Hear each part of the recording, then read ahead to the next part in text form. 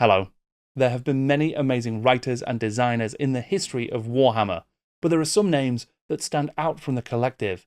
Individuals whose credits are as long as an old dwarf's beard, who have influenced some of the most important events in the Warhammer Fantasy and 40k universes. Not to mention deepening the Imperium's history through games like Inquisitor. I'm Jordan, this is Jordan Sorcery, and today I'm in conversation with the great Loremaster himself, Gav Thorpe.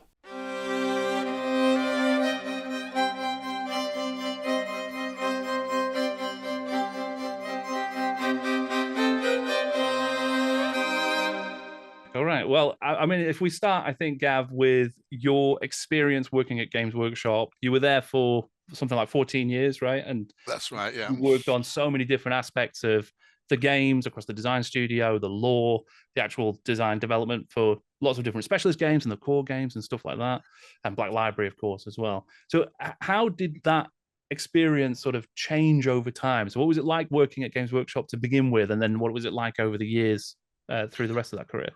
Yeah, it's interesting because it covered a very particular period, I think, in Games Workshop, from that management buyout, big expansion in the, like I say, in the early 90s through to sort of like I left before, I'd say a few years before it evolved into the real corporate beast it is now, I would say. I mean, it's been 16 years since I worked there, so I've actually been away longer than I was there now, which is crazy to think as well.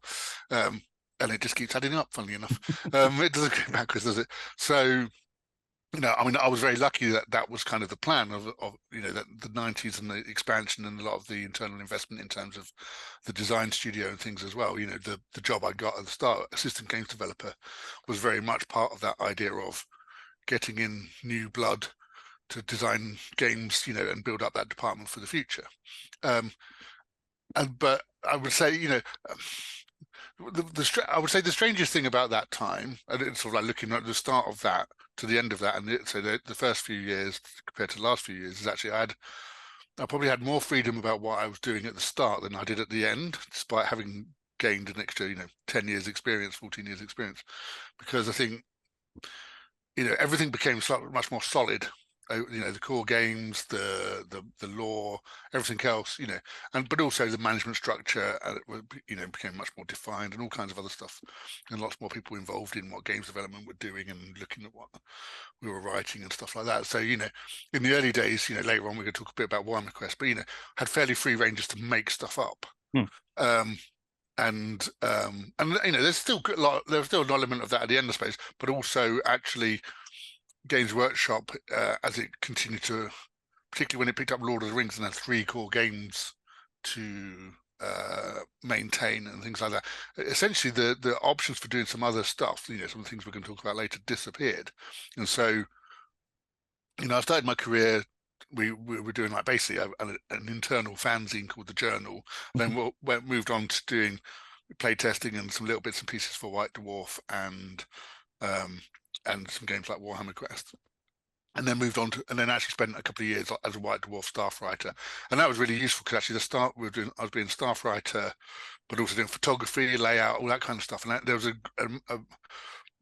part and parcel of what we were given then was an introduction to the entire process. The whole point wasn't just to learn how to write games, but how to make games, how games are put together, and how that interacts with the miniatures business as well.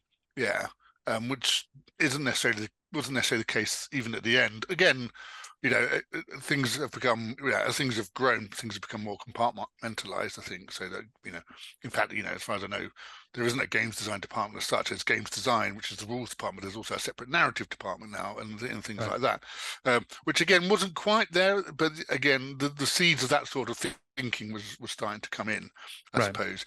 We'd gone through the transition of having one games design department into splitting into a Warhammer department, a 40k department, and a Lord of the Rings department, or teams at least, and things like that. So the structures were changing from like a group of creatives to a business structure, I suppose.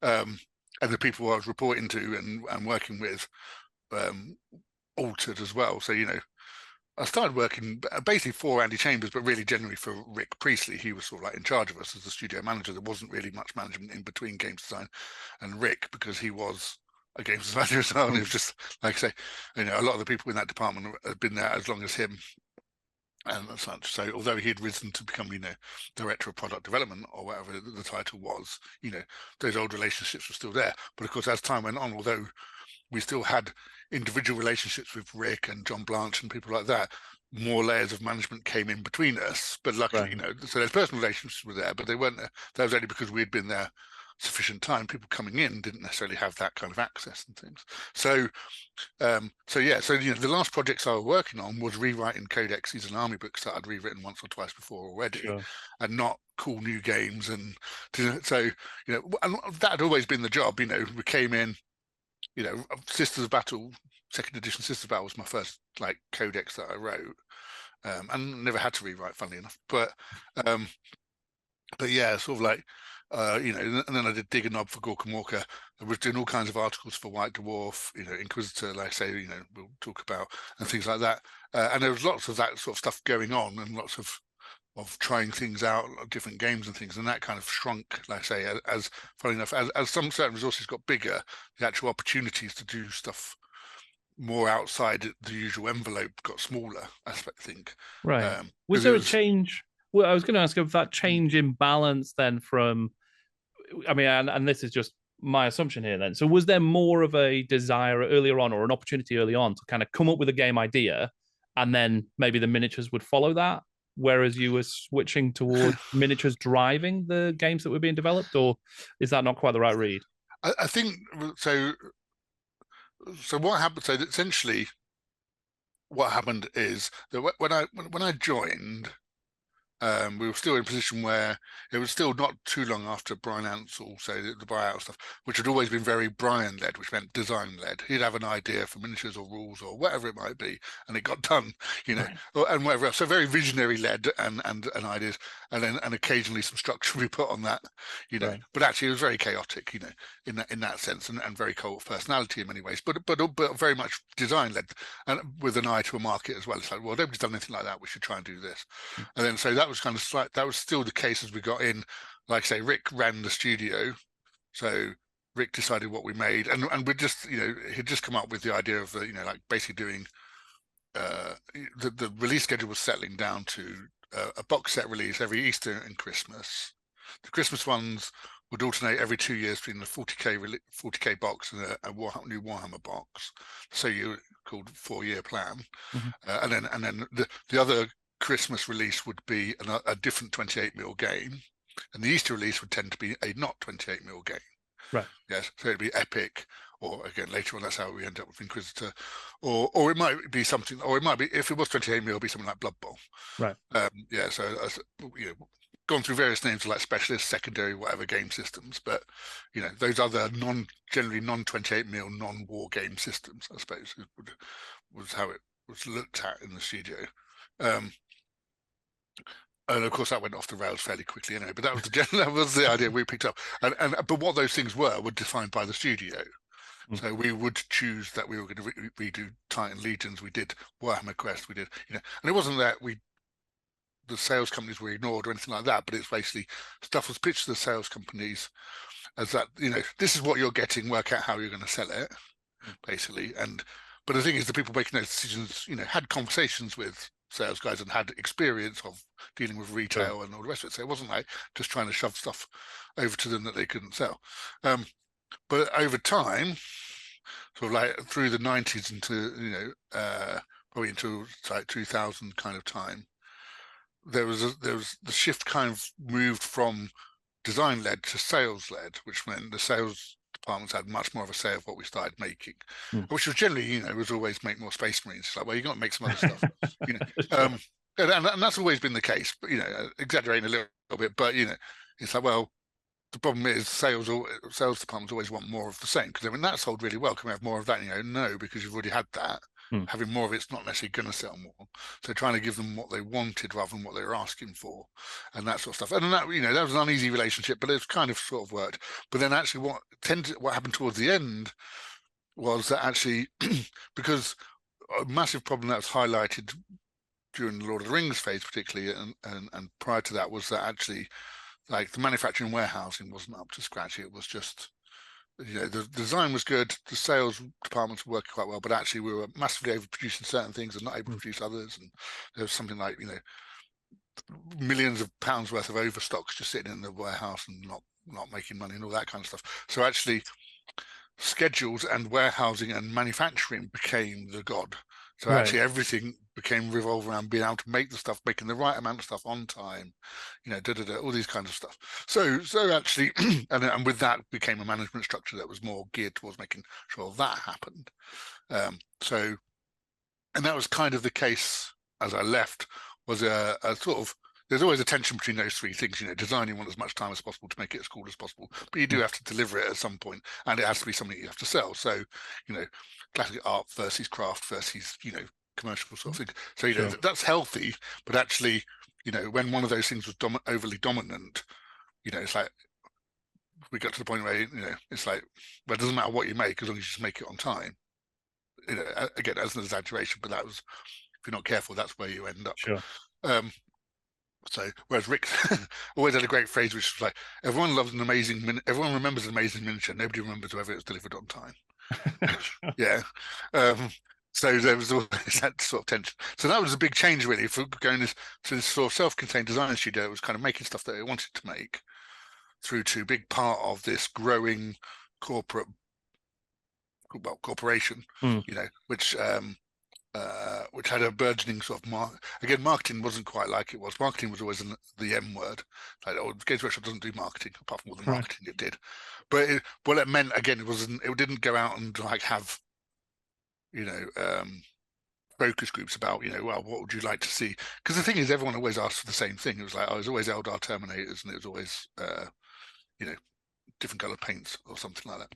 Right. Whenever there were surveys and things like that, Eldar Terminators, like, oh, really? That's all that anyone can think of is Eldar Terminators. As in Terminators for Eldar. Yeah, well, like an equivalent. Yeah, exactly, like Eldar. But that's what it was. Right. Every month in, month out, there was a confusingly enough, there was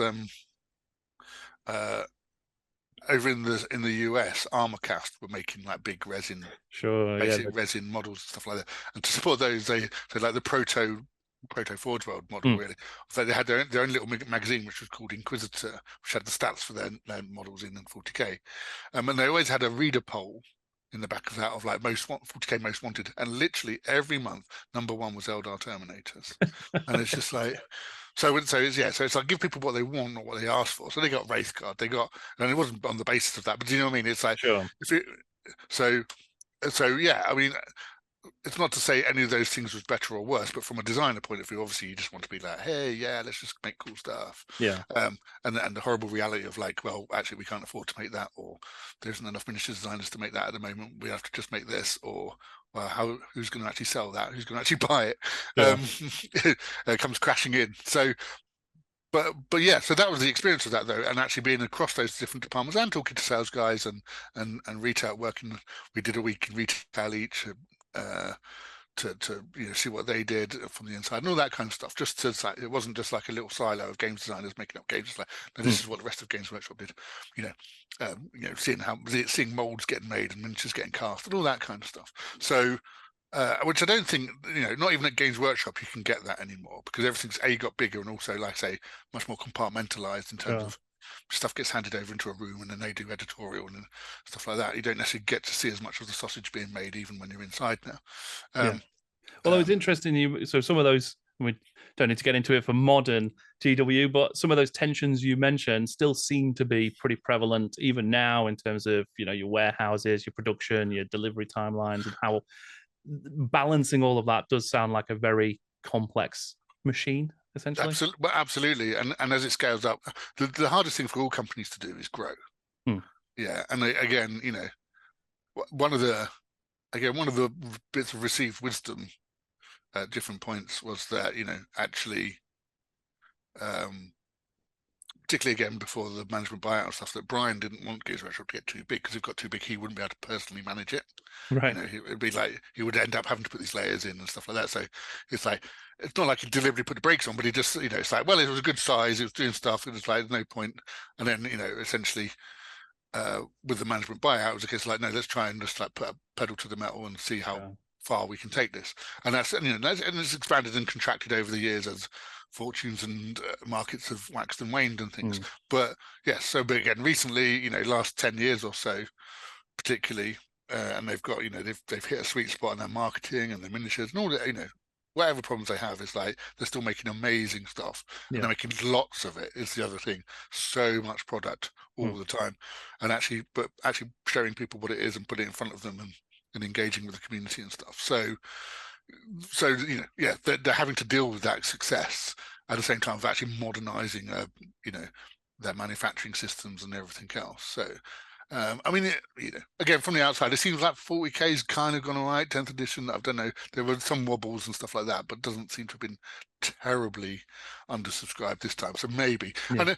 But again, you have to remember there's little holdovers in thinking and stuff about, it's like, people go, oh, why do they always undersell? And it's like, because actually there's a thinking that it's better to sell out of something and then reprint it and sell more later than it is to have too much sitting on a shelf and having to destroy it.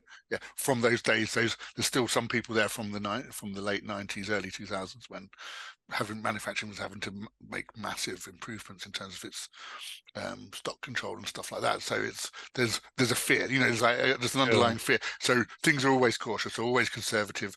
People always, it's like better to underestimate demand than overestimate, etc., etc. Yeah. And that's mostly it. I don't think there's there's not there's not like a purposeful decision to try and keep stuff like out of supply and all that kind of stuff, but it's just balancing. It's like, that's the other thing, looking now, because of course we've physically changed locations over those times as well. So I wasn't there at Enfield Chambers. I started when the design studio had moved to the studios which were on Castle Boulevard in Nottingham. So they're a bit bigger, but the warehousing and manufacturing was still out in Eastwood, on Chewton Street in Eastwood. And I used to live opposite. Our first house was opposite the factory gates, basically, which was good. But and we could just walk over and pick stuff off mail order shelves and then pay for it at lead weight price. The good old days. Can't do that now. But then, and then in, was it 97, I think, or whatever, we all moved over to the big Lenton campus. But I go there now to go to Warhammer World or for meetings with Black Library, whatever. And it's not just like that one building, it's like the entire area. It's like, half a square mile of Games Workshop, or whatever, of just warehousing and sales but mostly it's all manufacturing. I mean, that must be wild to see, having seen it when it was such a smaller enterprise, to now see what an institution it has become, like, and physically how big it's become. Yeah, absolutely. I say it's just amazing, really. And of course, it's been a long time. It's been 3-4 decades now, so it's not surprising. But actually, that even though, like I say, it's been 16 years since I worked there, but so those last 15 years, we moved to. When I left, there was basically Lenton was like two sites which were kind of opposite sides of the road. If you haven't been there, there was the Euro Hub, it was called, which was like the manufacturing, and then like design, sales, Warhammer World, and all that kind of stuff. But now it's just like they've just kicked out everybody else on that estate basically, and there's still not enough because Black Library's across the road and another office complex, and things like that. So. And they're just moving some of their international sales back internationally, back into Europe and stuff like that as well. So it's even though those last 10 years is incredible growth. They've hit something that worked really well, and they've tried their best to keep up with their own success, I think, and they're finally getting there. But of course, it's always about more growth. What have you done for me lately, kind of stuff, isn't it? That was last year. What was this year? So we'll see how they do now. I mean, I was just thinking, obviously, there's the long tail to certain games, and there's always that nice reprisal or bringing back certain games. And obviously, Warhammer Quest came back relatively recently as well. But you worked on the original Warhammer Quest way back when, in like 95. I mean, what was that like to work on the original version of Warhammer Quest and the expansions that you were working on, and you did like the Pit Fighter and a load of other stuff for it, didn't you, as well? Yes, I mean, that was great. Excuse me, because for a couple of reasons. Because I mean, essentially, we spent about 3 months just playing Warhammer Quest because we were playtesting it with Andy Jones, so he'd kind of designed it and it was the most. It was of so every product has to make group margin. So the components and the cost of it and stuff has to, it's like when it goes out to retail, it has to make a certain amount of extra money. And Warhammer Quest was so on the line of like just about making group margin because there was so much stuff in it, particularly so much cardboard. It's like, can we get an extra frame of goblins in? No, and physically couldn't get into the box. But yeah, I mean, it was great. So, we were play testing the basic game quite a bit, but actually we'd spent a lot of time just like the role playing book and all the tables of like monsters and all the going up all the extra levels and stuff. So we were very we participated quite heavily in the development of it, So we were quite well placed to along with Andy Jones to actually write some of the extra material. So which was really nice. So like I say, yeah, I mean the Pit Fighter for Warhammer Quest was my first piece of actual main product. So we'd written the journal, and I think I'd had a White Dwarf or two article 2 before then. But the first thing that would actually hit a retail shelf was the Pit Fighter that I wrote. And then Catacombs of Terror. Do you know what? I've got it here. So now that's a classic. I adore Catacombs of Terror. Just fantastic. Well, and apparently it goes for about 600 quid on eBay now. Yeah, it fetches a high price. All the Quest stuff is very, very popular. It's like that's why one of the reasons why it's out on this now. I actually gifted it to a friend recently, and he went, "I can't take this; it's worth too much." And I looked it up and I went, "Oh, okay, fine." So that was really cool. Although that was an introduction to again. There was.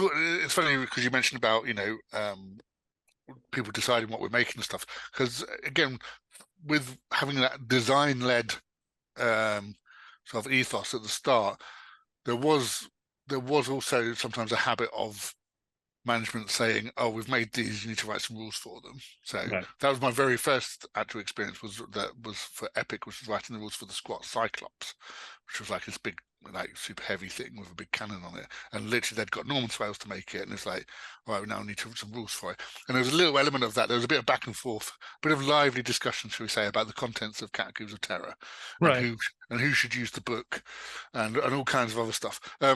But because again, it's quite limited because we didn't have that many miniatures to play around with because of the margins and all the rest of it stuff. So it's like, okay, how do we spin out, But within the context of that, I had fairly free reign to kind of create the story and the characters and chatting with Gary Morley about the actual. Well, he was actually sculpting the miniatures and things like that. So, it was again very collaborative, and even Dave Gallagher, who did the cover and things like that. There were people that I would go into another room to and have a conversation with, and we'd talk about it, and they would show me the greens or the painting or whatever, or we could show them the words or whatever it was, or just explain who this particular character was and things. Which doesn't, again, that's like became less and less the case later on.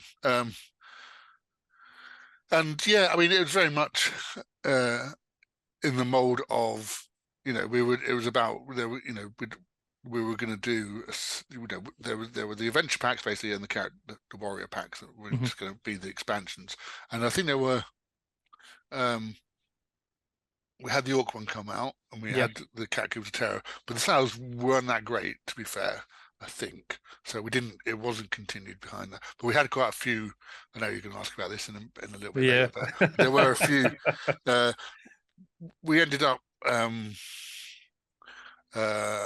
having more than, especially warrior packs again. We'd invented quite a few characters that didn't end up getting miniatures, or again got revisited later with Fanatic and things like that. Sure. Because there was like the Kislevite mage, and then the halfling thief, and a load of stuff that came out through the journal. And so the halfling was one we did earlier. That was good fun. Right. Just this. Going back to the original. The dwarf idea of what Bilbo was. It's like, no, actual proper, just like thieving little burglar. And that's what halflings were. They're just all these little thieves. Nick everything that wasn't nailed down. In fact, one of the sample characters was called Nick It Quick. The combination of those things. So the Pit Fighter was the first thing. And I did some work on, I'm trying to think what else to do. We did a Chaos Warrior, there was the Imperial Noble, Witch Hunter, and The I Elf can't remember. Ranger as well. Elf Ranger. So yeah, I did the Elf Ranger because I think that was the whole night. Oh no, no. Sorry, there's one. There was the Revenant Knight that didn't come out. I think that was one that I did, which Right. again was like an elf caught between Cain and Assyrian, Right. and walking the line between the two. And things like that. But it's cool. It's just like an interesting way of exploring the background, and again, doing some things that wouldn't necessarily just appear in a Warhammer army. Yeah. Which is like thinking forward to some of the stuff we did with Inquisitor was kind of similar things. Like, no, not for the battle game. What's cool and interesting in the context? What is Warhammer Adventure context? Yeah. It wasn't just about. So the Imperial Noble was an Imperial Noble. It wasn't just about putting an engineer in to Warhammer Quest, or we sort of again the wizard wasn't necessarily a battle wizard as such. It was this kind of weird, Yeah. kind of adventuring wizard who had kind of maybe hopped from college to college a little bit, or hadn't just studied one particular strand of magic and things. I think that can be quite an interesting way to flesh out the world, though, as well. Kind of. I mean, Warhammer Fantasy Roleplay did that in the earlier editions of Warhammer. Even Blackstone Fortress, the more recent 40k Yes. Warhammer Quest, did something similar for 40k because you get to fill in all of these little nooks and crannies with interesting characters you wouldn't ever see on a battlefield, like you say. Yes, yeah, and of course, because it's Games Workshop, make miniatures of them. Yeah, absolutely. Yeah, That's yeah. so there's the collectible side of it, like you say, of like, oh, there's these cool miniatures. I mean, I really enjoyed the Catacombs of Terror as well because I think my favorite background has always been Bill King's Undead background and the Rise and the Gash and the massive like sprawl of history and stuff that and then that kind of segues into the Vampire Count stuff in the original book and all the rest of it. So it's got these thousands of years of, and he did the same with Bill's background was great for scope. Just like the High Elf background or the Elven background, I should say, and the undead background that he did were just amazing kind of cornerstones of Warhammer for me. So doing a bit of it and spooling off just a little bit of that idea into what became the lore for the Catacombs of Terror and things was just great fun. And I think that was, and I suppose that's it. It's always been a part of the job is always just finding that cool little thing and make it's like, all right, we need to do something with this. Okay, we'll take that reference, we'll make more of that, and we'll build it out this way in this interesting direction. Yeah. Which a lot of the specialist games did, whether that's like in terms of, or used to do, I suppose, in terms of, like something like Epic, obviously the scale went up. So you talked about Titans and bigger tanks and all the rest of it and things like that. Or if you talk about Mordheim or Necromunda, you talk about delving deep. So there was, you either broaden the lore, which is you tend to do with battle games, like, add Tau. Well, that's broader. There's now another alien race, or you deepen it in very specific places, like with Necromunda or Mordheim and things like that. And that was, and obviously, the Warhammer Quest was definitely a delve down into the old world, into sort of like more strata of background that that you wouldn't get in the sort of the Warhammer Armies battle game. Yeah, absolutely. Well, I quite like there was because there was even a mention of the Dread King in one of them. It was like the Dread King's finger was what they were trying to recover.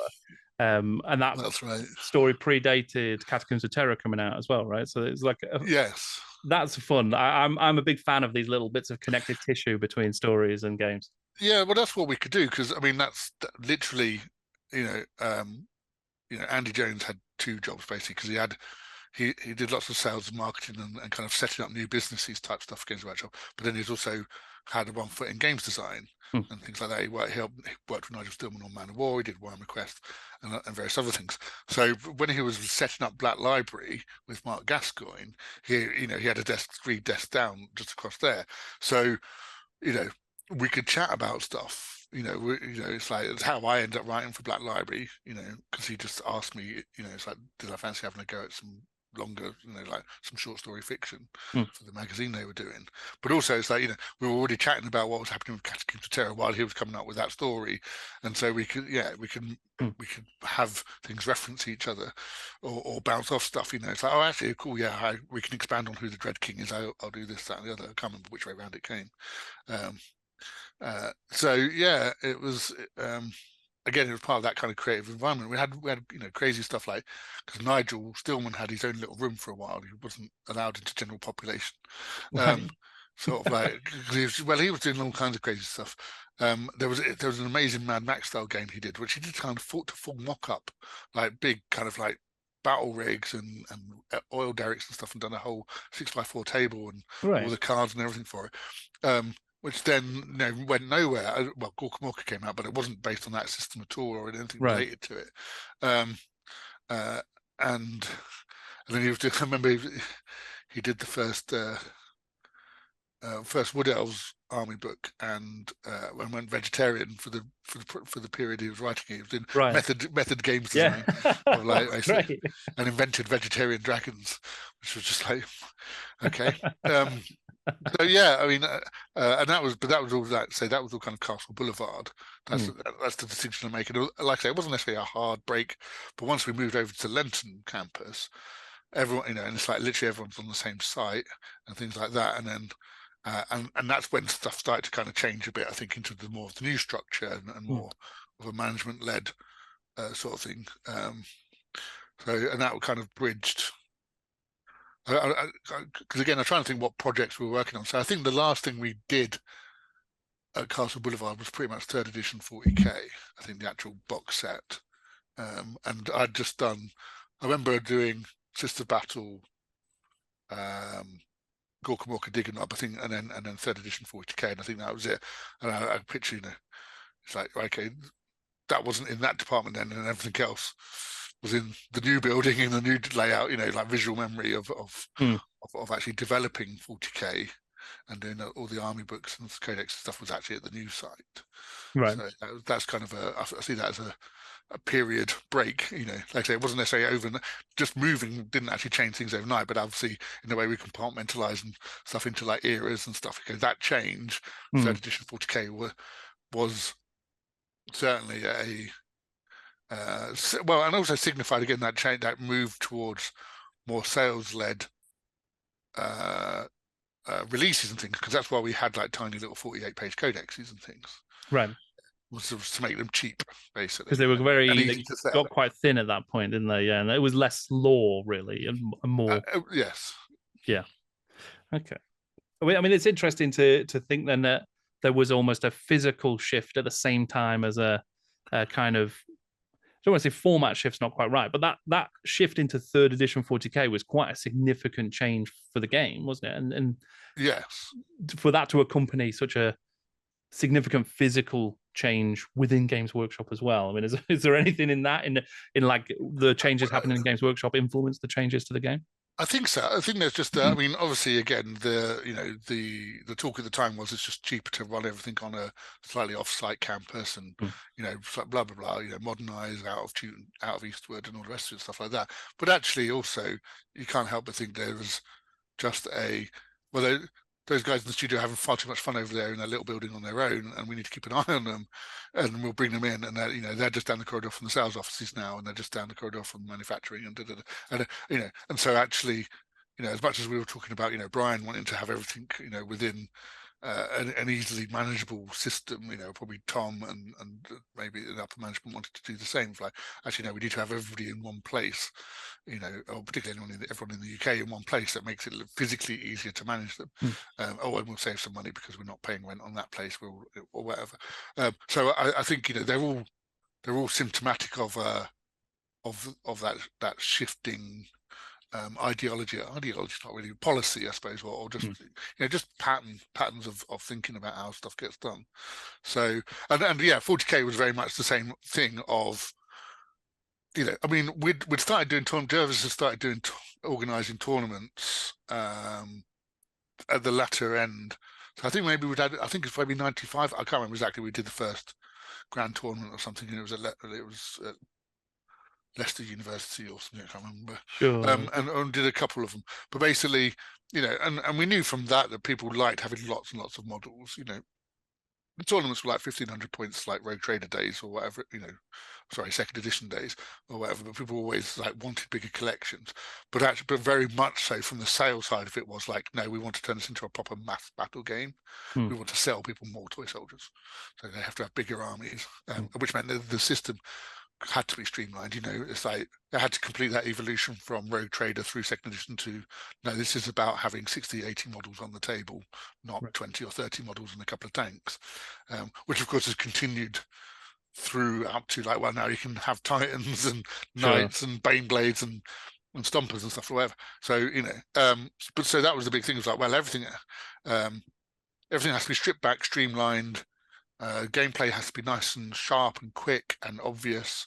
It's like we can't have like I keep fondly chatting about the just before second edition came out. There were two books. There was the battle manual and the vehicle manual came out, and I love the vehicle manual because it had like pictures of. It had like side-on views of the vehicles, and you actually had a targeting matrix that you positioned, and then you'd roll dice. So you actually on the picture where you'd hit the tank. But of course, you can't do that when you've got 4 or 5. They had it for bikes, for God's sake. It was like, imagine firing at a bike squad of like Eldar jet bikes and having to do that for all 5 of them or whatever. And so some of that had already gone, but we still had like hit location tables and things for vehicles. So again, that was one of those. It's just too much detail to be handling at scale when you want people to have 4 rhinos and 2 predators and a land raider in their army. You can't be like rolling locations all the time. So everything got streamlined and this is again where it's kind of important to sort of realize. And Gorka Morka was a similar one of how games kind of got made around that time, which was mainly Rick would design the basic system. So Rick went off and with some others. I just basically spent like a couple of weeks at home and came up with the basic rules of third edition 40k of like, okay, right, everyone's going to move 6 inches. This is he worked on that 6-inch bands kind of thing of like, move 6 inches. Okay, he came up with the rapid fire rules, so Space Marines could fire twice up to 1200, and all stuff that was very, like I say, it kind of standardized lots of stuff about the gameplay and made it easy and essentially. And the idea of that, just like how the vehicle hit tables, damage would work and stuff like that. So the core mechanics of the game. And then he came back and went, well, okay, these are the core mechanics. We played it. He played it with Andy and Joe for a little bit. They obviously had a little bit of feedback, and then essentially it was a case of like, right, now we need to develop this into third edition 40k and put all the bells and whistles onto that engine, which is what we did. The scenarios and the main thing again. So. We'll talk about it. It's funny how all of this kind of builds onto stuff, because I know again you got a question later about 7th edition Warhammer, but so essentially there's 2 types of new edition of big game, of core game, which is like you have to use the existing books, so you can't change too much because the codexes or the army books still have to work. You can't suddenly add a new stat in, because it's not there in the army books. Sure. So that's what Jervis used to call like a software change, really. Right. Like you can change the software and stuff, but the hardware kind of just has to kind of stay the same around it. And to be fair, there hadn't been one of those 40k at that point. Like the changes from Road Trader to second edition to third edition all required new army lists. So when second edition had come out, there'd been the little black codex. So just a little kind of like 16-page, 8-page pamphlet of army lists, right? Like which had Space Marines, Imperial Guard, Eldar. So people could continue to use their miniatures, and that was very important. It's like, okay, we do the same for third edition 40k. So most of the development of third edition 40k was those basic army lists that are in the third edition book. Right. Yeah, and that was the point. And I think that's one of the things that set the tone for third edition and fourth edition to that point was because we had everything was stripped back, and those army lists were very basic but very focused. And they were still the bedrock of what we based the codexes on for the next 6 years, maybe. 6 or 7 years. So the decisions we made then about how stuff worked and what the basic stats were and all the rest of it was the bulk of the work, really. The game was developed through the armies. And one of the important things we did then was, because for ages, again, there'd been trouble balancing Space Marines and things like that, because they were obviously very popular and stuff, but they've kind of become the baseline for everything. So everything was either better than Space Marines and could kill them easily, or was more numerous than Space Marines, and therefore could hoard them out. So actually, we decided to make Guardsmen. We just arbitrarily said 1 Guardsman is 5 points. That's our baseline, and then work from there. Of like, well, okay, Space Marines are better than Guardsmen, and that kind of worked very much, in our favour. And working on all the army lists at the same time, again at that base level of just designing everything from scratch on a slightly revised stat line, and with, like I say, was very stripped down rules at this point as well. Was great, because you could really just focus on like small things could make significant changes. I got to, I focused on the Eldar a bit because they were my thing, and I knew down the line I might be doing the Eldar Codex and stuff like that, and making, and making some decisions about, it's like, okay, because again, the other thing you deal with when you're doing a new game is lots of inheritance of like what came before. People have got these miniatures and stuff, and we decided, right, we'll try and make, second edition had rules for all the miniatures that had been made. People had in their armies in that Black Codex, and we kind of did the same for third edition, but we made a couple of decisions about how they might be organised and things like that, because it just needed to be. If we didn't do it then, we'd carry it on over. So, for example, one of the things was to try and specialize the armies a bit more. We've got rid of the idea of guardians with las guns, and it's like guardians only have shuriken catapults. Shuriken catapults are an Eldar weapon. Eldar use shuriken catapults for good or bad or whatever. But it's like, let's start making some differences. We don't want harlequins with land raiders anymore. Or whatever it might be. We're away from the days now where we have to sell every plastic tank kit to every army. Or whatever. It's like they could have their own plastic tank kits, and making some of the decisions like that. So. And basically trying to set ourselves a baseline that we could then, like I say, the sales imperative was to replace those codexes as quickly as possible, which meant like a very punishing, like writing schedule of like, well, we want, because they wanted them on, they didn't feel they could sell armies without a physical book. So although we'd provided the lists in 40k third were more than get you by lists. They weren't just like, they were the army lists that. They were the core of the army list for that whole edition. We'd done the work then. And although stuff did get changed and tweaked as we released codexes and things, actually the fundamentals stayed fairly consistent all the way through until fourth edition. So, you could but again, the thinking, that kind of slightly monolithic thinking of sales and things is like a codex comes out with a bunch of releases. That's how, or Warhammer Armies book comes out with a bunch of releases. That's how stuff gets released. And we're constantly, for good reasons. It's like essentially you've only got 2 volumes in sales, which is quiet or war was always the thing. Hit the war button, sales. You can't do subtle messages to customers even. It's like, it's very hard to direct stuff. You're either selling people stuff or you're not. So it's like, okay, there's a codex out, and these boxes are coming out over the next month for this codex. It's a nice, easy, in inverted commas, but it's a simple message to do. So that was always the model of releasing and stuff, and so therefore that was how it continued into third edition 40k. Was like, but so having taken all the codexes off the shelves, there was a mental block to trying to sell miniatures without the books attached to them, even though there were army lists in 40k itself to allow you to carry on. Because of course, again, this is this is like early days of the internet. So again, these days it's digital. We happily assume that people with existing armies might just download a PDF and get you button and all that kind of stuff. But we couldn't, or they didn't want to at that stage make that decision. So although everyone who had an army could continue using it, you couldn't they weren't happy selling a new army to someone. It's like particularly you could do it, but actually they wanted codexes and they wanted them quick, which meant they had to be short and sweet and very quick to produce from our point of view as well. So we had 48-page Space Marine Codex, we had a 48-page Orc Codex, and cramming stuff in and having and very much concentrating on presenting the lore from most of it from within the universe, because you couldn't have those pages and pages of history and background in kind of like the Word of God third-person style. It had to be just like, oh yes, okay, we can summarize all of this in an Inquisitor report. We can have a quote. We'll have to have a picture. We'll have a runic flow diagram of how Eldar souls move, and we'll let them work it out for themselves. Which again, adversity is like the mother of creativity. So, and lots of people are very fond of those codexes for that reason.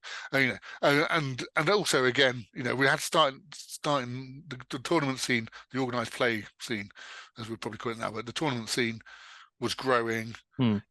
Again, there was a bit of a received wisdom of like, well, everyone really just focuses on the army list, and a lot of people just aren't that bothered about the lore.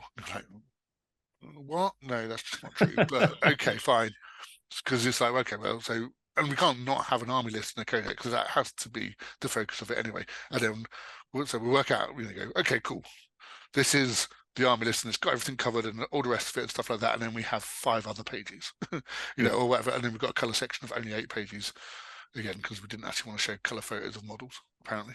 We did obviously, but that wasn't part of the thinking. So but then like we did like 6 codexes in the first year or whatever, ridiculous release schedule just to get stuff back on the shelves and sellable again, and repackaged in the new 30k, third edition 40k like logos and all that kind of stuff. So, and that was, and for a time, that just established a benchmark. That's how we did codexes. We never, if you look at army books for Warhammer, that never went quite the same way, because of course the lesson was learned on 40k. Like, actually, a bit more background is useful, and people do like to read it. And actually, you can charge more for a bigger book and actually make more money than you can for a little book. And it's blah blah blah. So it was a very specific thing at that time, I suppose, was those skinny codexes. But it does mean that I never got the chance to write an actual full-length Eldar codex, which was nice.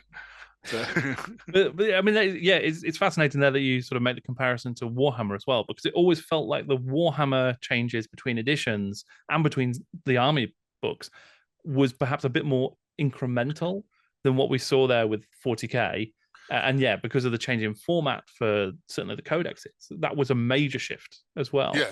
Whereas the Warhammer Armies books kind of just sort of stepped forward a little bit. I mean, what was the thinking there? Like you say, the lesson had been learned from that 40k shift, so we don't want to repeat that with Warhammer as it's going into 6th and 7th edition. I think there's a couple of things, because you've got to remember, sort of like timing wise, when 40k third came out, Warhammer was on its 5th edition. So 40k had made a journey in 3 editions that Warhammer had made in 5. So each of those was a bigger step. And it had been so Warhammer certainly looked more gradual. I mean, and 5th edition was just basically 4th edition, but with different pictures. Sure. And when we come to 6th, 7th, same idea. 7th was just 6, but with different pictures, really, and a few tweaks and stuff. Because that's the whole point. Because those versions didn't have new hardware, they didn't have new codexes coming. Therefore, they're very limited in what you can do in terms of updating and changing the software without invalidating codexes. So was it more just a business need to release a new edition, a new starter box?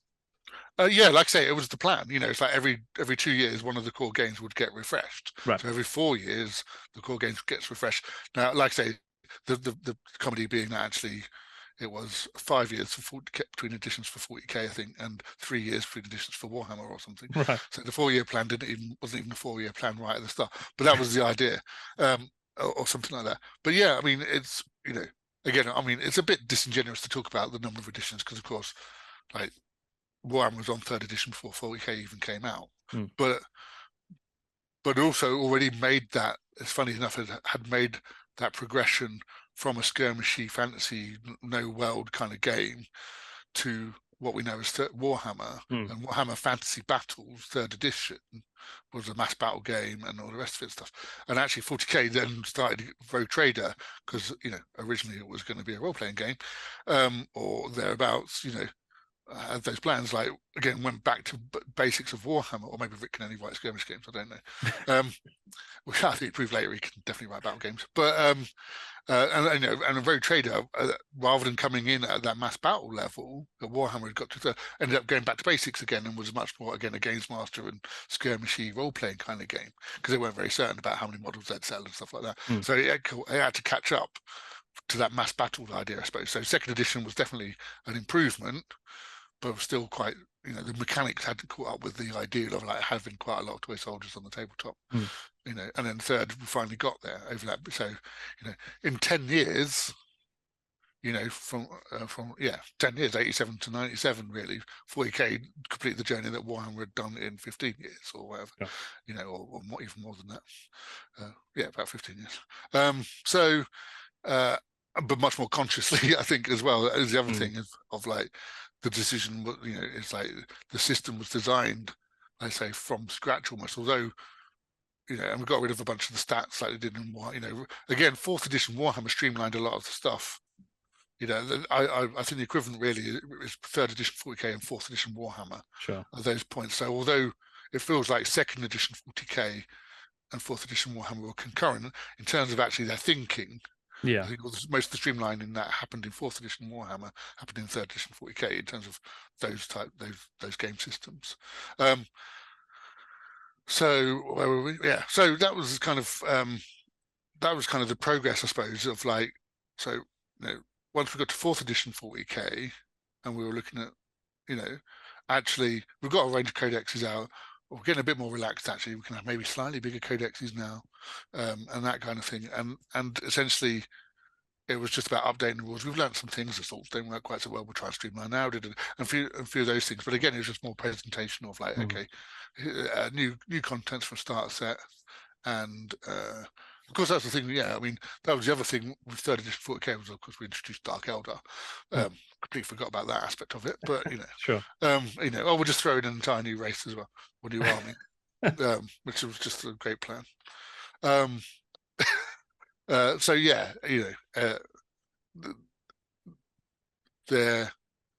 But I think also, yeah, one of the differences between Warhammer and 40k and why 6th edition didn't quite, the army books didn't quite go the way of the codex. I think it was Rick personally as well, was probably just much more vehement about, no, look, you can't take all of this Warhammer background and turn it into that. And actually, like I say, you can charge £15 a book rather than £8 a book. So yes, you won't get as many, but also just, again, there was get you by army lists. There was ways and means for making sure. I think also 40k reassured the sales companies that actually you could reboot the system a bit, and although you get a bit of a hit on sales, within a year or two, you're okay. It's fine. The actual injection of interest from the new edition outweighs the downsides of having to rebuild that codex range or that army book range. So actually the idea of actually maybe getting the army books a bit slower, but actually they were chunkier and essentially more legacy protected was an argument that had been won. But that's kind of like sort of my impression of it. I wasn't actually involved in any of those conversations at that point still. I hadn't, that's was stuff, that was, that's the interesting thing about 6th edition, because 6th edition rulebook and some of the early planning was Rick and Thomas Pirinin. But I mean, Thomas left literally just before 6th edition came out. He actually left the studio and went off and did video games and stuff. And that's when I took over Warhammer, was on the launch of 6th edition. But the plans that were in motion weren't mine, they were somebody else's. But I wasn't there at the first conversation, so I kind of knew what the plan was, but I didn't just know all the whys and wherefores and stuff. And that would kind of come out later. About it, whereas actually 3rd edition 40k was more involved in lots of those discussions from the early days. And funnily enough, it was always a bit strange because, like I say, we started off as one department. It was just games design. And although, Nigel just did Warhammer, he wasn't really, he kind of got 40k, but he didn't write anything for 40k, whereas Jervis and Andy did army books and codexes, and Rick did both. And that was kind of the expectation when we joined. But actually, as soon as Lord of the Rings turned up, we'd already sort of themed. We'd already started splitting slightly into Rick.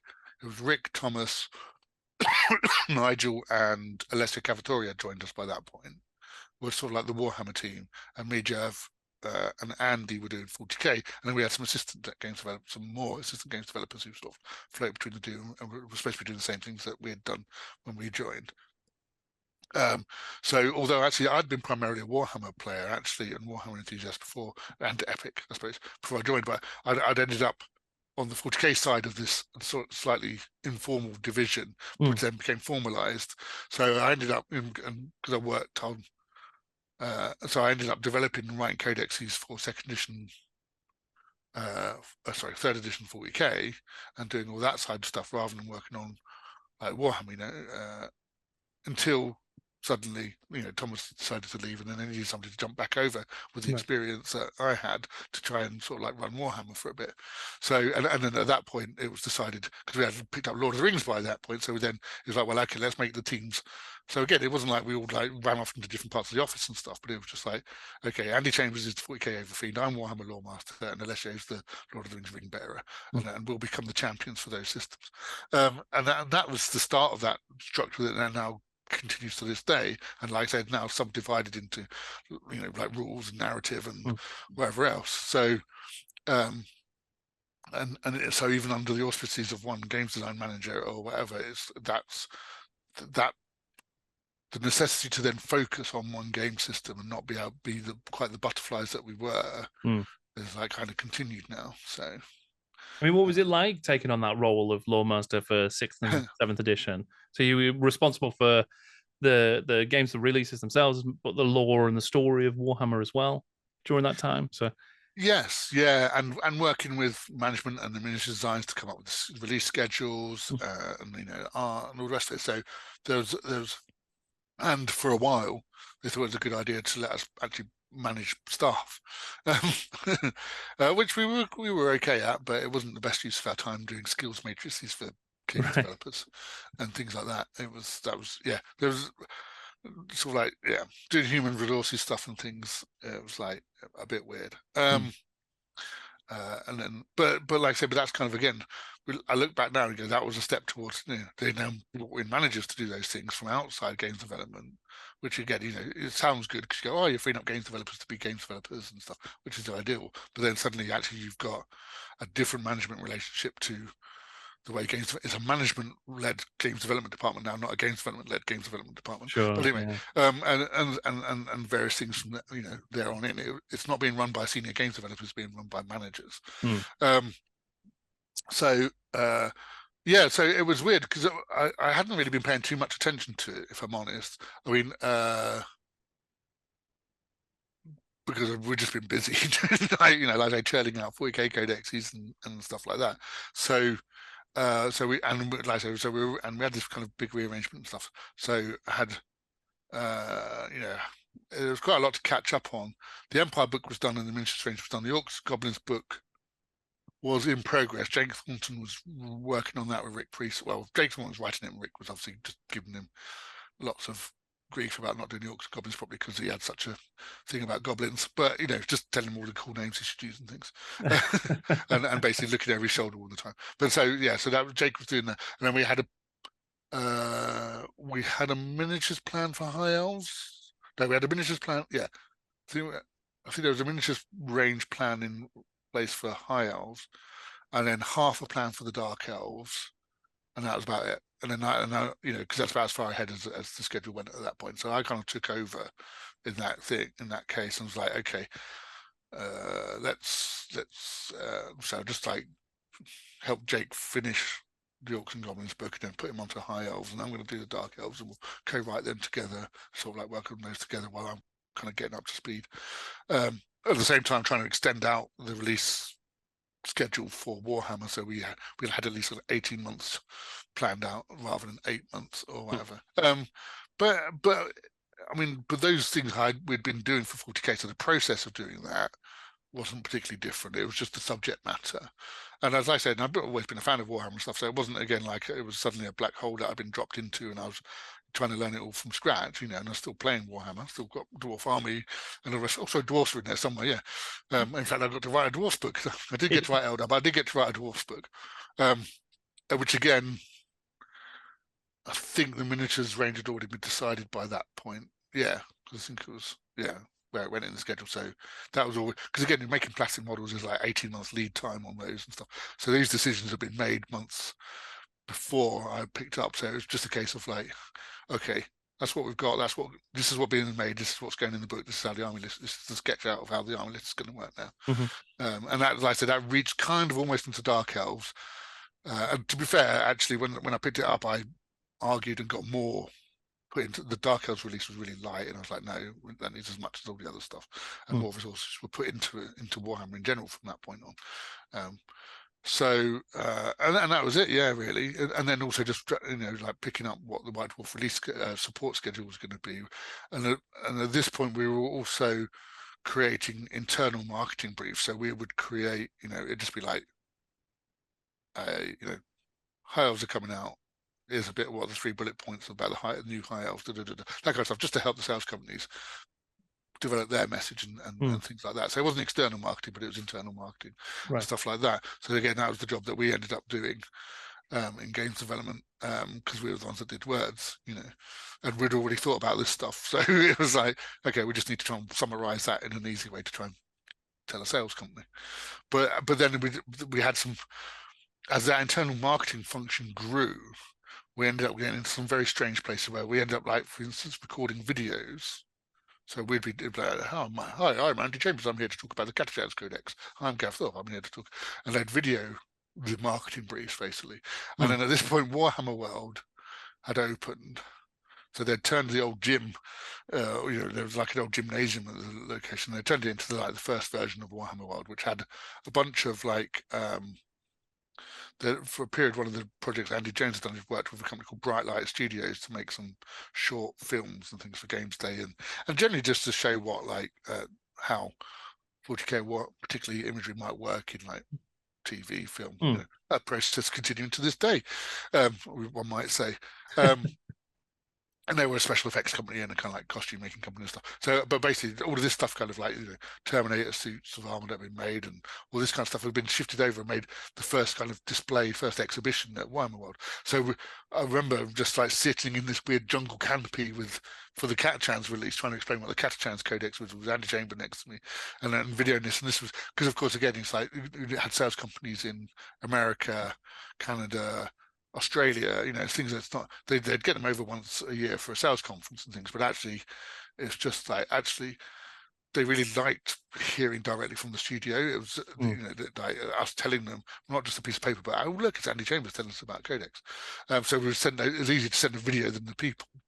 Right. They might see us now, and again, there were games days being run across the world and stuff like that, where you might double up as a marketing tool sort of thing, but actually everyone was getting the same thing then. So yeah, there was a very comedy moment. I remember we had to come in and record one of these, and I can't remember what project it was for, and I had this set up doing. So this is let's say, again, this is I suppose what eventually has turned into Warhammer Community and the videos and interviews and stuff like that. But again, like I say, this was all internal. None of this was for public consumption. And actually, I had a week off or something, and my mum was visiting me, and I had to go in, and I'd agreed to go in and do one of these videos, and so I took my mum in to show Warhammer World and stuff like that. And I sat there and recording stuff, and my mum's over here chatting, and the IP manager Alan Merritt was there, and he ended up talking to someone. And I found out later that one of the people from the film crew, because they're like an external marketing film crew or whatever, I said, "Oh, right, who's that?" And Alan said, "Oh, that's Gav's mum." It's "Oh, what's she here?" And he told him, "Oh, yeah, no, he always brings his mum in for these sorts of things." And he's like, "Oh, thanks for that." So it sounded like a bit of moral support. Yeah, exactly. Or permission to appear on video or something like that. So there was all of this kind of stuff going on. But like I said, that was probably peak. Although we were very concentrated on Warhammer, Lord of the Rings, 40K at that time. We were, as we said, we were saying there was still some space for. We had more time. There was space for Inquisitor and a couple of other little bits and pieces. But this was probably peak freedom, because we were working with management, kind of we're doing lots of, obviously not like the studio as a whole is still part of this massive function now, but actually as games developers, and personally for me, I was involved in lots of decisions about what we were doing, what I was doing, writing briefs, being able to steer stuff very directly. So that Warhammer Loremaster phase was probably the peak of that freedom and that kind of, I suppose, peak creativity, I guess. Yeah. It was that period from about 97 to about 2005, maybe. Probably 2003, 2004, something like that. In terms of Inquisitor, then, that was always a bit of an outlier, I felt, in terms of it was a different scale. It was way more of a role-playing game approach to miniatures gaming than pretty much anything else since maybe those early versions of Warhammer. How did it even come to be? How did it come to be a game that you were able to develop and put out there? So yeah, we rewind back to 1999, I guess it is. So we're in Lenton now. Third edition 40K's come out. We've had more time, I think. We're looking for a Easter release for 2000, I believe. Yeah. Which, as I said, is often a non-28mm game, battle game. It's a different thing. They didn't want to redo Blood Bowl. So basically, games development was tasked or assumed the mantle of basically we came up with a bunch of pitches to management, to Rick and Alan and sales management and stuff like that, with like, here's all the stuff we could do, and there were like 10 different ideas, I think. And I was thinking about this recently. It's like this was there's a real sliding doors moment between about 1999 and 2001 in the future of 40k in particular, but the future of Games Workshop. Those 2 years decided huge amounts of how the company would continue from there on in, because of what I'm just about to say, both in terms of background, but also the shape of what we ended up doing. So we had a bunch of proposals for stuff that could be in that slot. So one, sort of like encouraged by Jervis, because Jervis always liked, he liked the 54mm Wild West role playing was particularly his thing for that idea. So that was one of the proposals, was basically to do that in 40k. Because again, despite everything and all the background we did and everything else, again, Games Workshop is the miniatures come first. What is going to be the miniatures offer? And actually, amazingly sculpted, collectible 54mm miniatures of cool 40k stuff is a tick, and within that context, a 54mm Space Marine, big tick, just like that's the, doesn't matter what else is attached to it as a sales offer. That was the thing. It's like 54mm miniatures are it's like there's a category of Golden Demon right there. There's a it's like, it's not going to appeal to everybody, but actually as a specialist game, as a specialist offer, there's enough appeal there for people to do it, from a miniatures first release perspective. So that was one of the things. There was, but there were all kinds of ideas. Jervis did a Warhammer 47, which was like basically, actually, it's a bit of a, a classic kind of World War II sort of thing, that the World War II carried over, but actually the aliens landed in 1945 or something like that. But actually it's part of our universe, so it wasn't just the aliens, it's like actually Chaos Gods were around. So actually you'd have like Cornate Soviets and stuff like that. So this is what we're talking about. Like we were just out there. It's like the brakes are off, just any kind of I did a 15mm, 20mm, can't remember, 10mm even, pitch for redoing Dark Future, but as more of a war game, but in that universe of like, so it's when corporate takeovers mean using tanks. I think was the byline for that. There was a Space Pirates.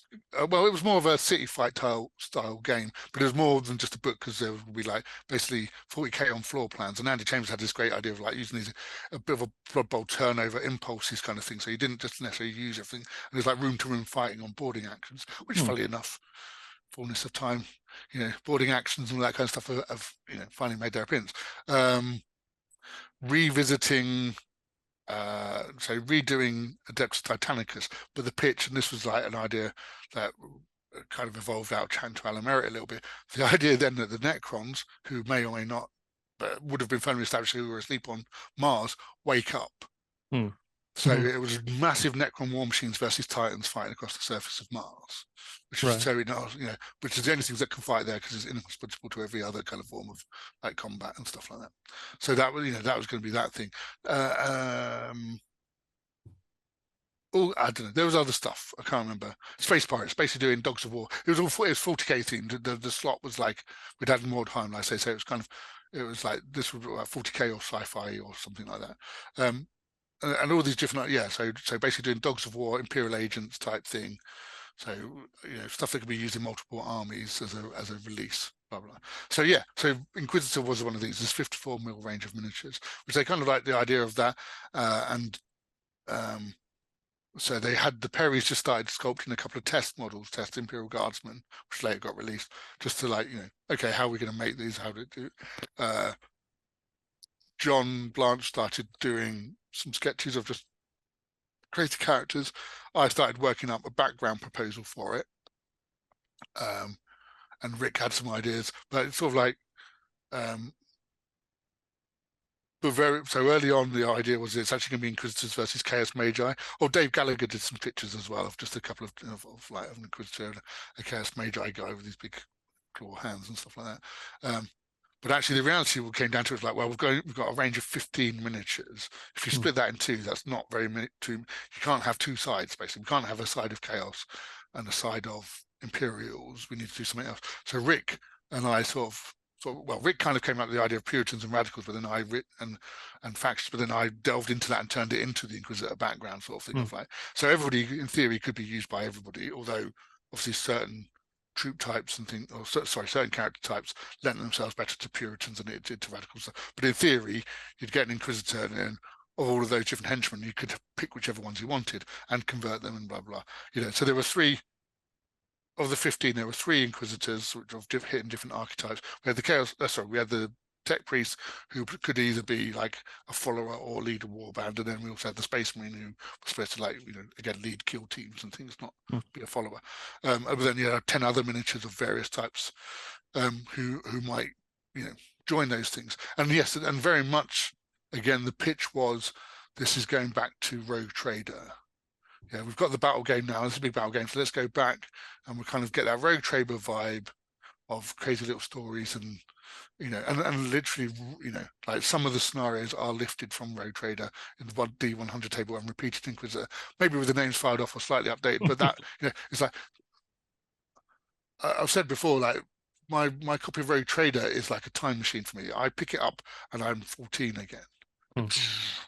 It's the thing I get the most nostalgia from, the most visceral reaction of just opening it and looking at those pages. And so, so I was writing for myself, and I was writing for people of a similar vintage to me, and the rest of it, who wanted that again. And that's what Inquisitor was about. And John was very keen on getting away from the battle games and exploring some of the crazy imagery and stuff like that. And Alan Merritt was coming up with names of just like crazy names for things weren't attached to any particular image, but just sounded like weird stuff. And it all came together, basically. That was it.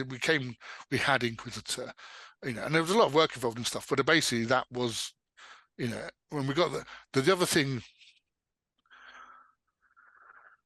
that was important and still just about existed at that time was like when games design worked on a project, the whole studio was involved as hobbyists, or those who were hobbyists.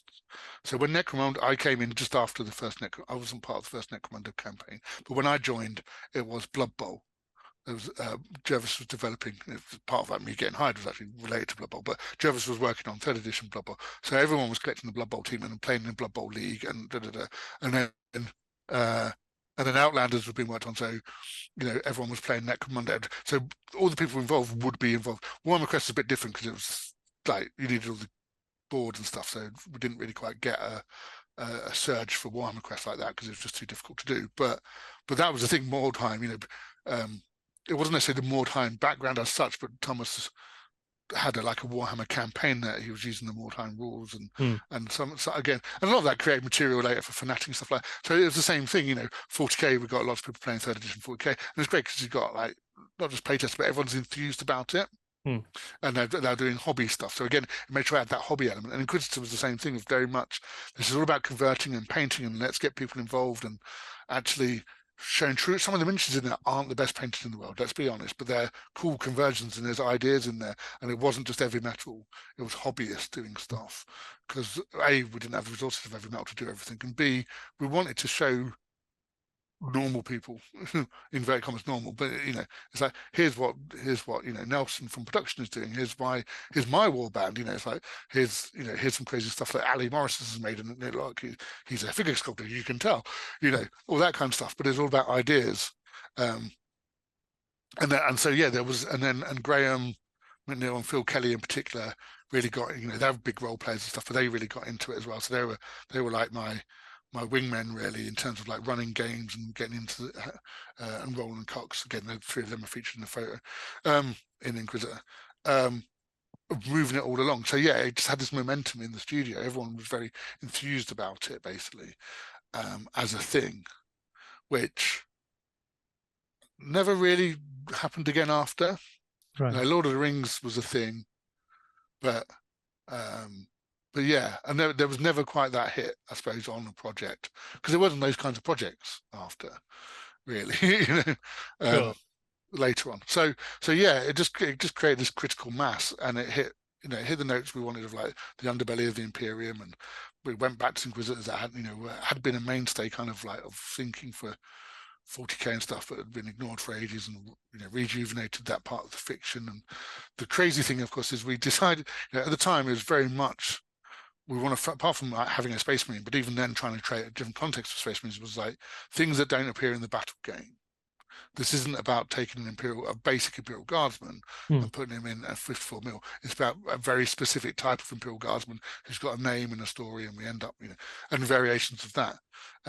But of course, things have gone.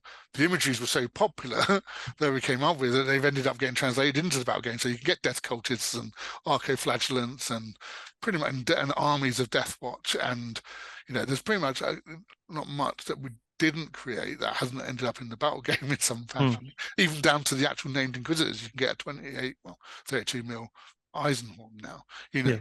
And Covenant and what have you. So yeah, it's kind of like the beast has eaten its own tail or something. I don't know quite what the analogy is, but yeah, that was my high point. That's my favorite project.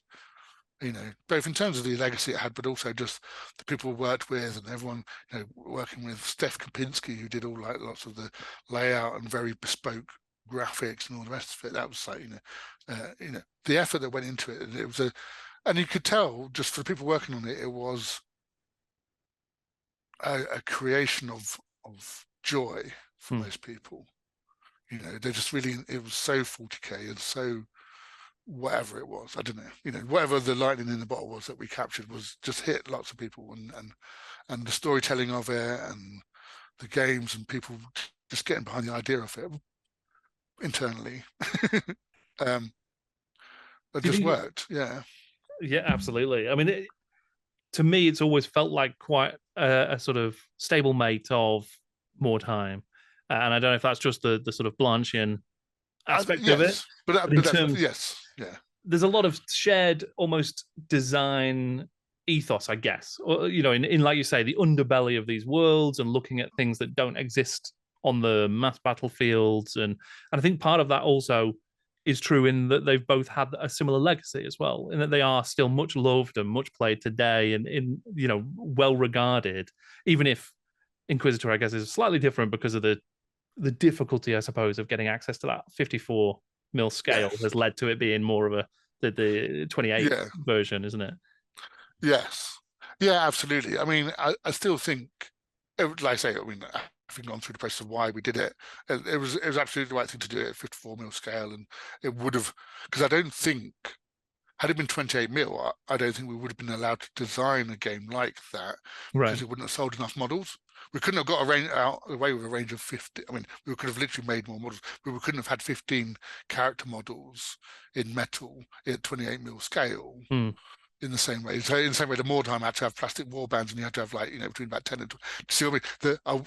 We wouldn't have been able to create a pseudo role-playing game at 28 mil at that stage. Or if we'd done it, would have been much more dilute. We would have ended up more with a Necromunda, More Time style skirmish game. So making that jump at that time to 54 mil and saying literally you can only have 3 or 4 models, but it's fine because we're selling those models for 15 quid each. Yeah. Enabled us to create that in a way that we wouldn't have done, and I think that's what separated it from More Time. It's interesting. I caught up with John just a couple of weeks ago, and he said something similar. Really, like he said, More Time did More Time and Inquisitor. Again, the favorite things he enjoyed most in his time really at Games Workshop as entire projects, because for the same reason of being able to pour into that imagery and I say very right in his wheelhouse basically of stuff. But he felt we managed to do it more with Inquisitor. Inquisitor took it further than he was able to take More Time, I think, in terms of that, exploring that stuff. So yes. So although I think it's now fine that it's gone round to being 28 mil, the ethos, because the established ethos, people aren't trying to play Inquisitor with 20 models. It doesn't work. Yeah. So that ethos of very character-driven explorations of the 40k universe through a narrative miniatures game is there. And of course, and I do wonder, because the thing I think now is like the plastics resource that Games Workshop has now is amazing, and the kits and stuff. And it's like, it's like, if I could do Inquisitor now, that would be amazing. With all the, imagine Eisenhorn as a plastic frame instead. But actually, I don't know if that works still, because again, it's like you're now making a multi-part. Without being kind of gatekeepery, actually, the modeling converting that pure hobbiness of Inquisitor is what makes it.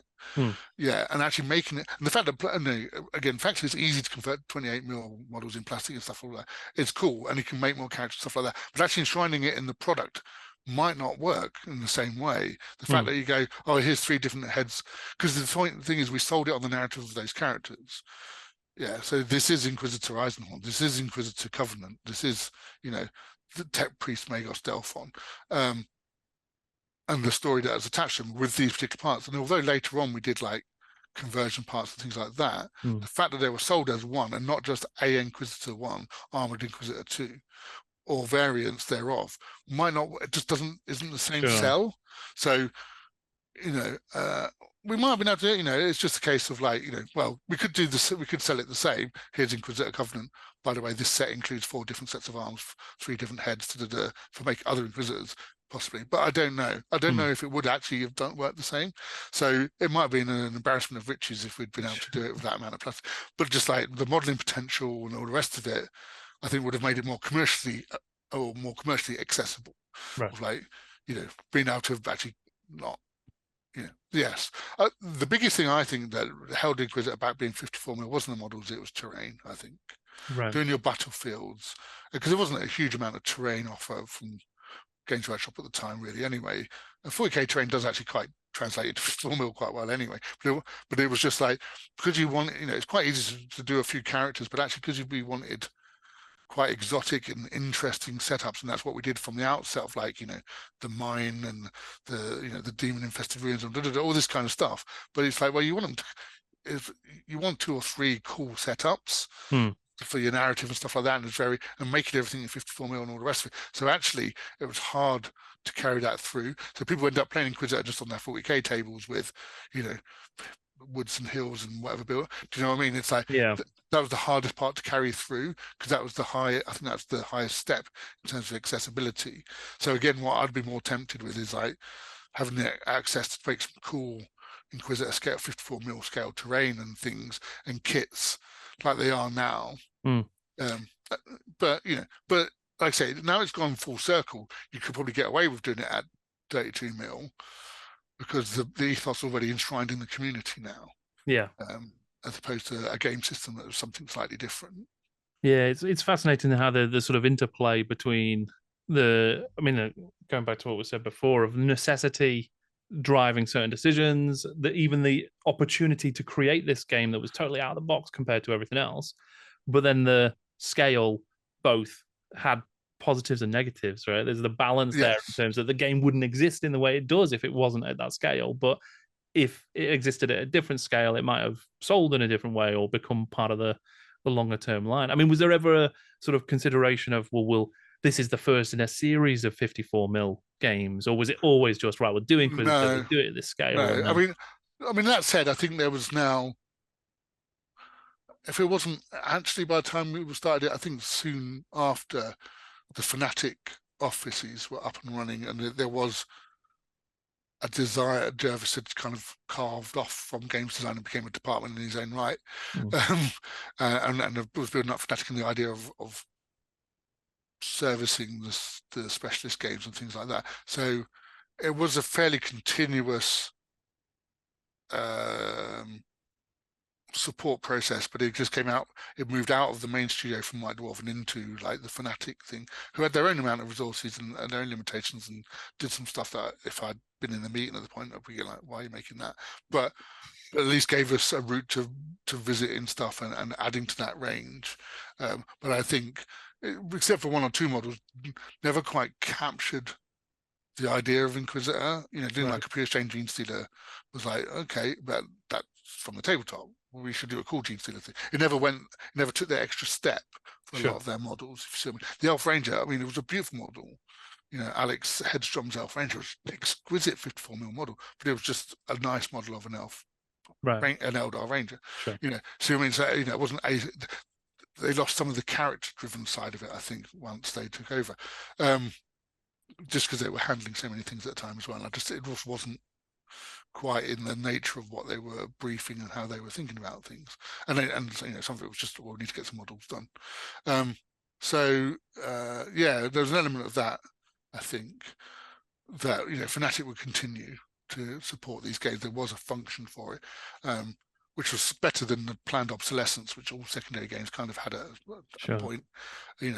But like I say, I mean, so that was so that could have potentially been any number of things that wouldn't have happened or would have happened with 40k at that point, depending on if management had zigged rather than zagged and stuff. But then also over that period, we had there was another thing where games development was asked to put forward pitches, which was part of the 4-year cycle. So in 2001 or 2000, I think, or whatever, was an off year. So it's like actually there's supposed to be a 40k or a Warhammer release here.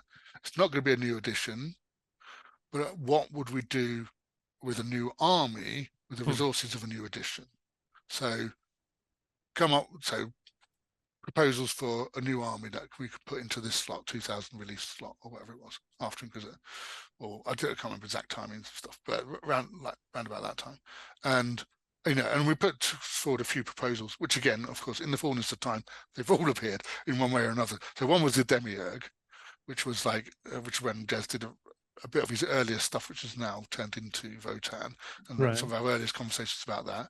We had the Catan, which was just going to be, at the time, actually the Catan were much more like an Ultron style super robots type thing, which was distinct from the Necrons.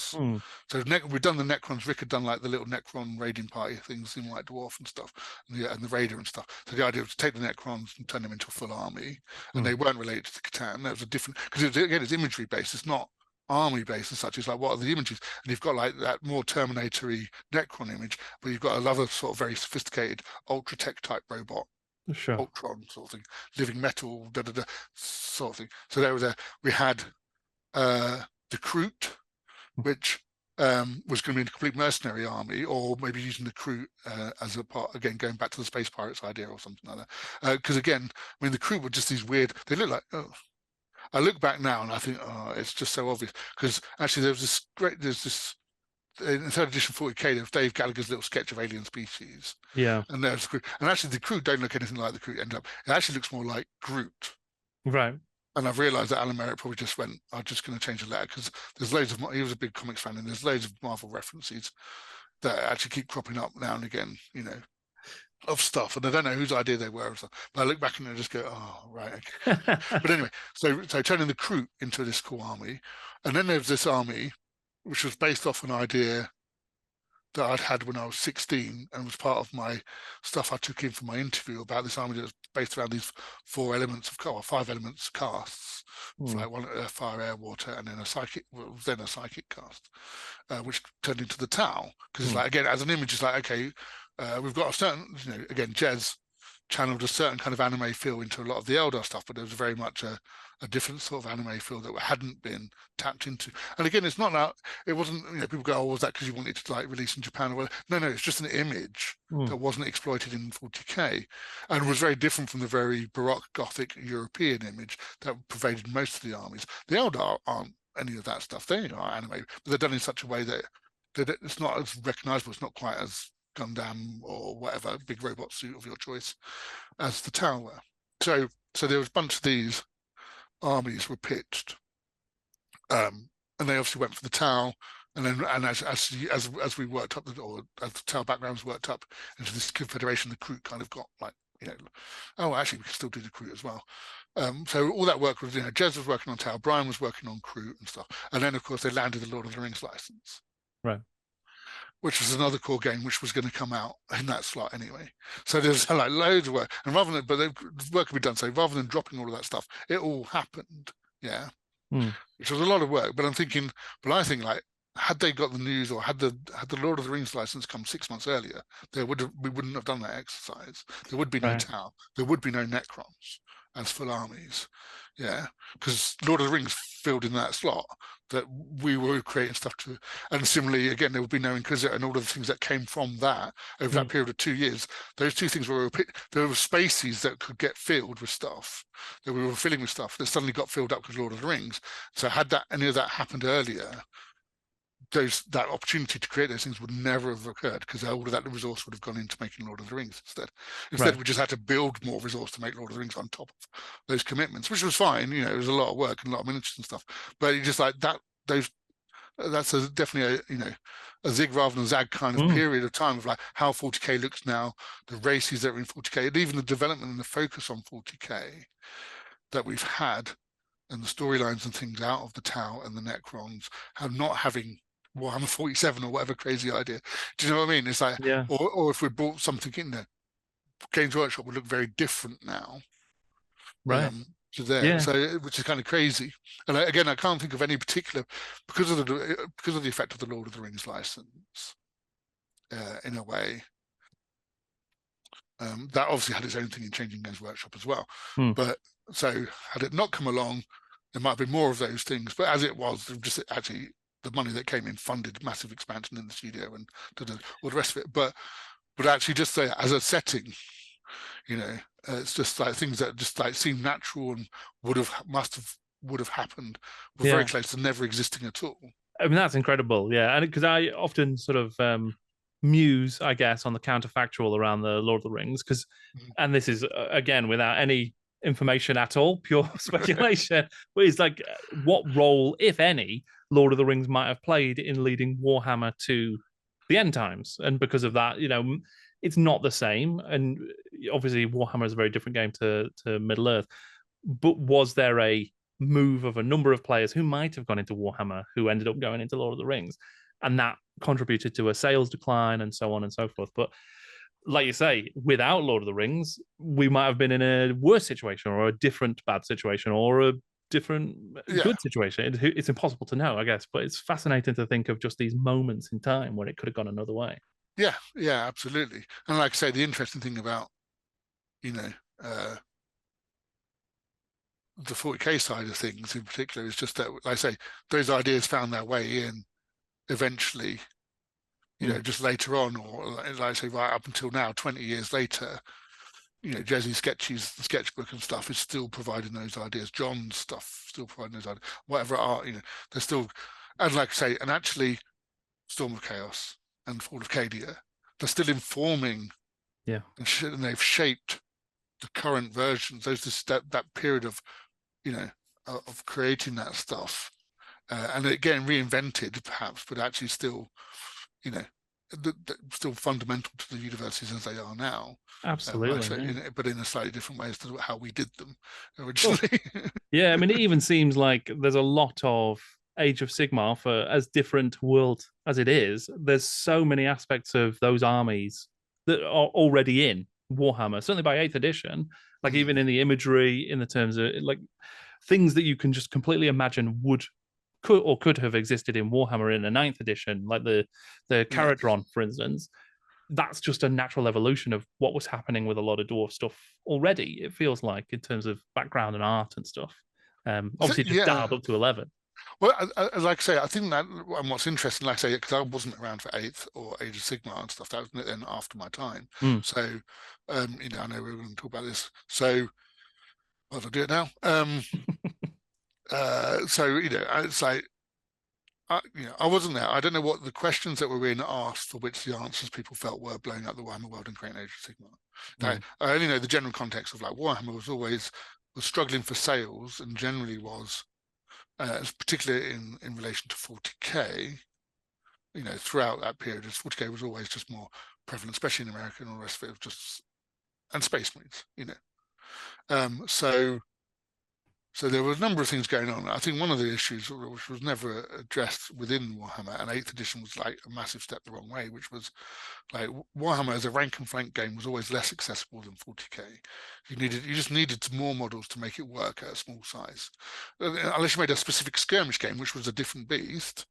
Whereas, like, actually, 2 squads of Space Marine and a Rhino actually gives you a fun tactical, experience of 40k. Whereas 2 lots of 5 dwarf crossbowmen and a character is not Warhammer. The interactions, the game is just not the same. Because of the scale of like having 40 models, trying to maneuver around another 20 models and is just different. So although we tried our best, and with plastics and battalion sets and stuff, tried to make it more accessible, fundamentally 40k was always had that. it was always a ramp into playing rather than a step, whereas Warhammer was always a step. So on the gameplay and presentational aspect of it, regardless of what happened with the setting, what happened with Age of Sigmar solves that particular problem. It's actually now you can have like, you can just have a group of 10 dwarfs and a group of 5 hammerers and and it has actually more of those interactions that the Age of Sigmar game has than the rank and flank mass battle game did.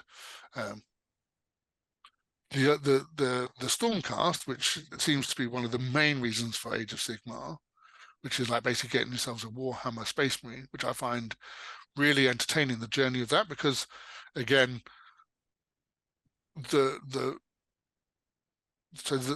precedent, the storyline there, as I understand it, is that Chaos was always really popular once I started doing Realm Chaos for Warhammer, in particular like big Chaos Champions and Chaos Knights and things like that. And so the Space Marine, part of obviously there's like the fictional inspirations for Space Marines, but actually the idea of having big armored guys came from the popularity of Chaos. Like, okay, we'll have some big armored guys and space guys, which of course took off, and to the point that it eclipsed even the Chaos guys and things like that. So the idea then of turning the Space Marine idea back into a fantasy image of big armored guys that fight Chaos. Chaos. So basically, you now end up with your law. Again, it's not law and chaos like it used to be in the old days and stuff like that, because that's Sigma and things. But that idea of basically having big, cool, non-chaos knights in fantasy who now fight against your big, cool scale, big heroic scale chaos knights and stuff. It's just like, again, it's like I love the circular nature of that. Of like, nothing is new. Yeah. But everything's informed by what went before that on that journey, and none of it necessarily conscious of.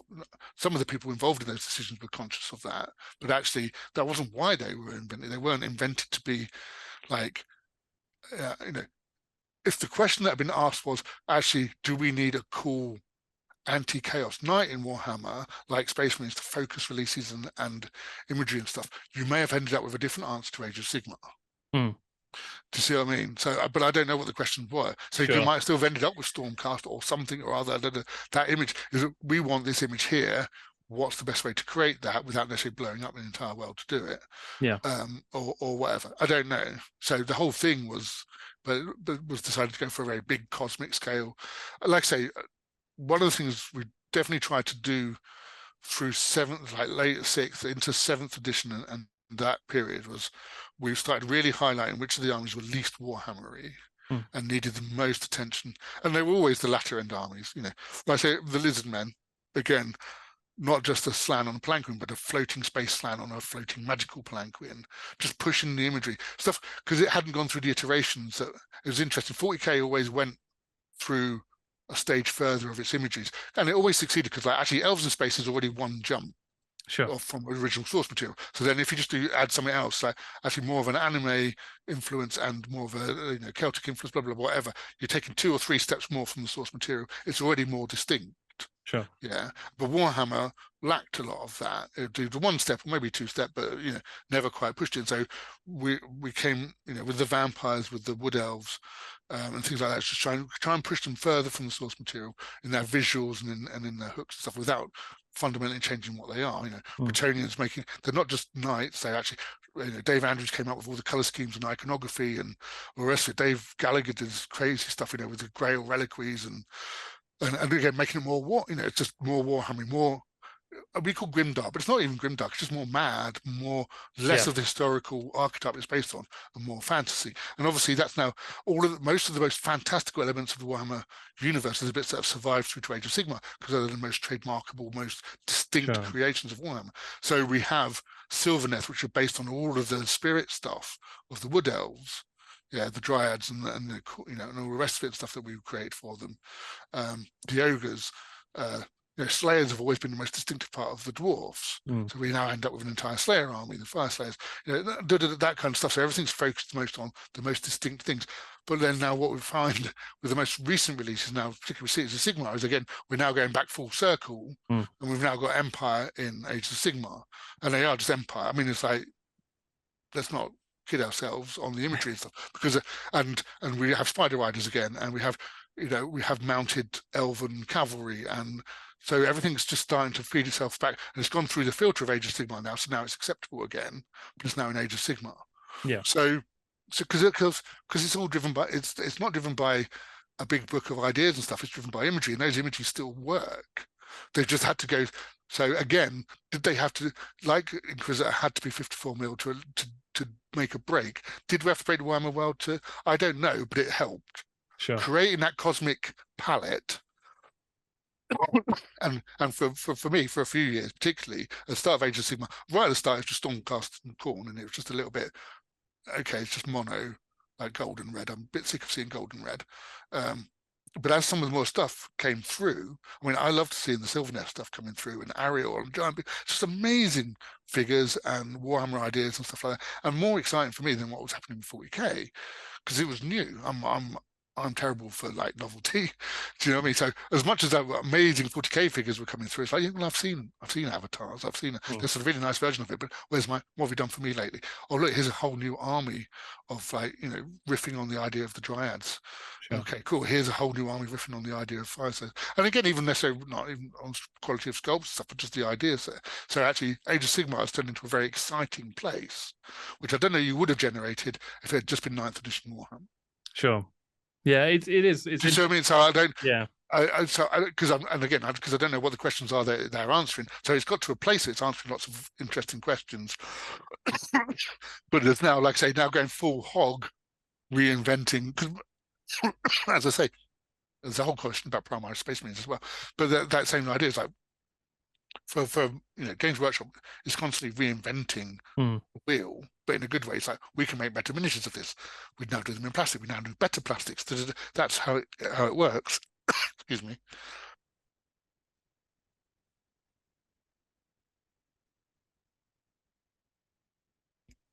So Age of Sigmar is now just that, naturally so, of like, now we've got big Terminators in 40k, so it's a case of like, nothing is new, everything is new. It always was. But that was true when, like, this isn't new now.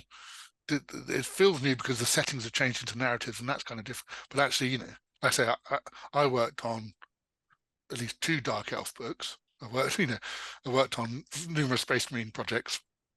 They've always been reinvented. There's always new miniatures of old things coming out. It's just the context feels different this time around, because so much of the big picture had changed, as opposed to it's just an update of a miniature.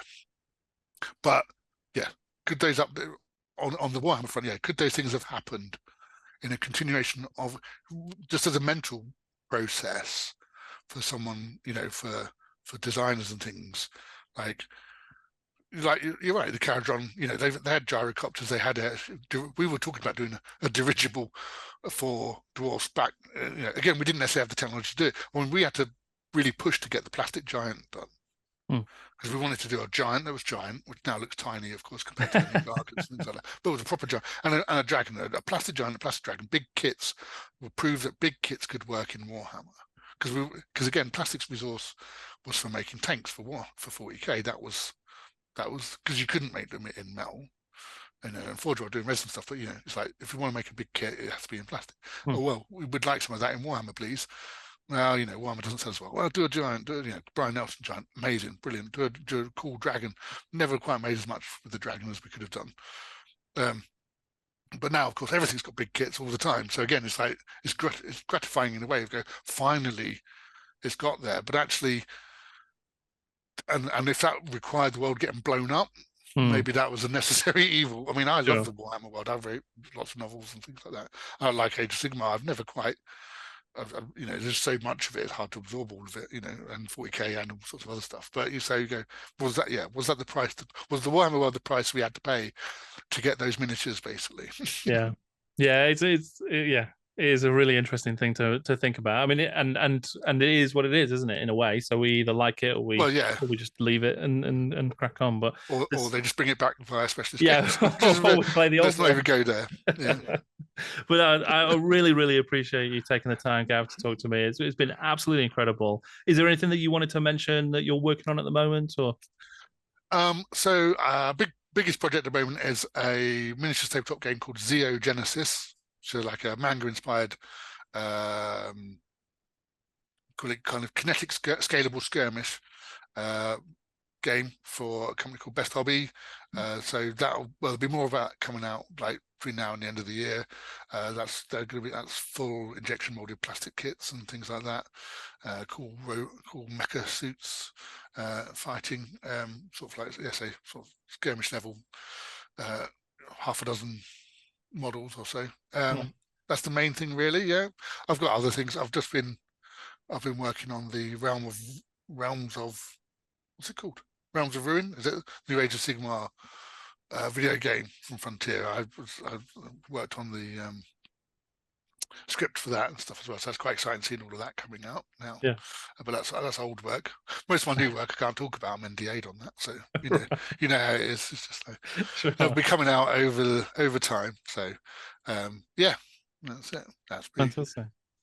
No, that's great. Yeah, like I say, thank you so much, Gav. I really, really appreciate it. You're welcome. What a terrific conversation. Thank you so much, Gav, for taking the time to talk to me about just so many topics and so much cool stuff. I really, really enjoyed it, and I'm really, really grateful that you were willing to spend so much time with me. I have just been inspired to create so many different specific videos about different topics from that conversation because it's all so interesting to me. If you want to hear even more from my amazing conversation with Gav, then you can do so via my Patreon, where I've got an exclusive extended version of my interview, which runs to almost 2.5 hours, and I found to just be absolutely incredible. So I've put a link in the description.